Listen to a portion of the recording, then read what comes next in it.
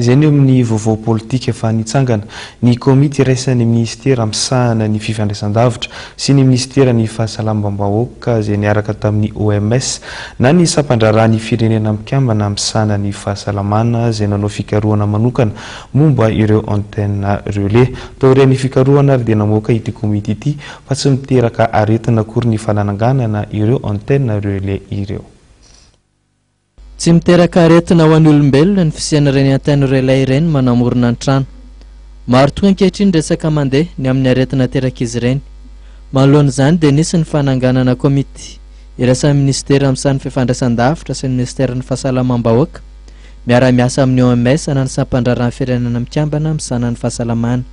Ity komity dia nanao fikarohana manokana ny amin'ireny antenne relais ireny ka namoaka mazava fa tsy miteraka aretina izy ireny. Fanamorona niaraka tamina sokajin'olona maromaro ilay antsoina hoe comité ad hoc mivondrona ao anatin'io zany mazava ho azy zahay eo atao ministera maromaro zahay eo dia ny avao amin'ny ARTEC na ny autorité de régulation de technologie de communication, ny avao ministère en santé natsona anampena eo ihany koa andry zareo avao amin'ny radio isotope, ny aveo amin'ny INSTN Enekatso dia ny ordre national des médecins.